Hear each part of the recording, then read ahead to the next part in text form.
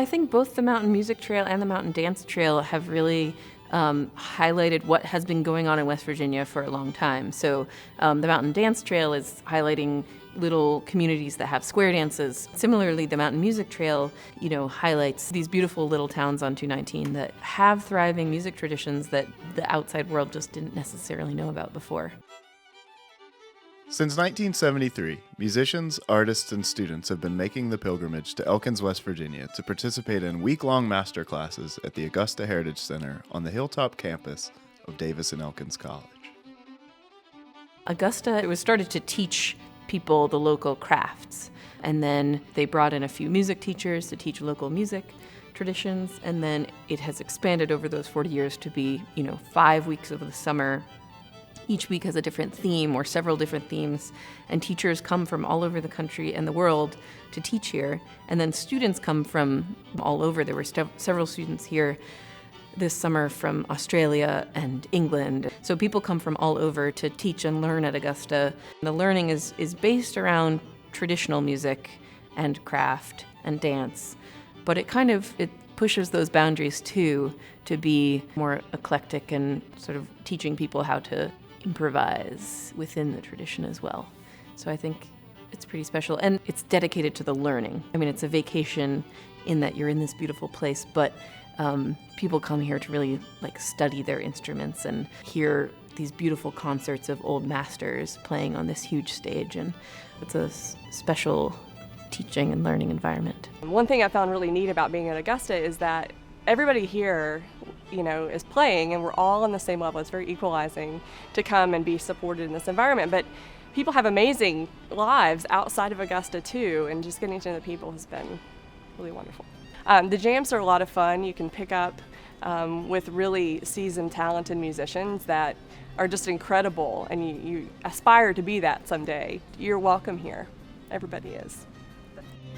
Jesse Mills. Jesse Mills grew up in the world of West Virginia old-time music, learning from old-time fiddle masters like Melvin Wine, Ernie Carpenter, and his father, Jerry Mills, who served as the folk arts coordinator with the Augusta Heritage Center for 25 years.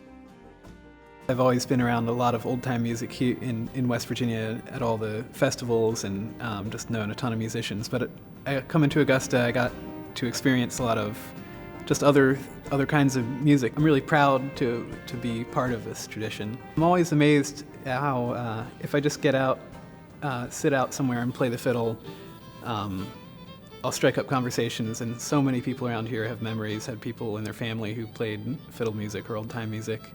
It really means a lot to me to have just kind of be somebody who's representing that tradition now.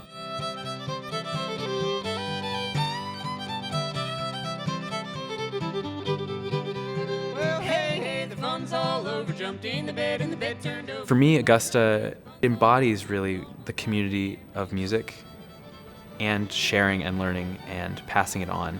It's all generations. So you have older people, you have kids who've been playing forever, you have kids who just started, you have adult beginners that have never touched an instrument before. That's amazing. And to watch people get it like that, it really creates a love in people's hearts that they didn't have maybe before.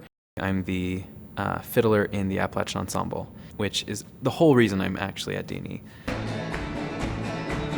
Well, the mission of the ensemble is to share what makes this area so rich.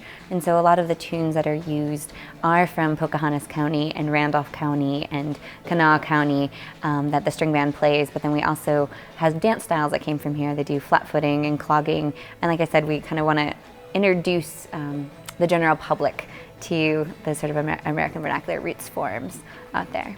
One of the amazing things about Appalachian Ensemble is that you have students who are learning these traditional instruments, these traditional styles of dance, and they're making them relevant for audiences today. It's very refreshing because a lot of times with old-time music there's this feeling that it's a form that comes from the past and it needs to remain in this particular way.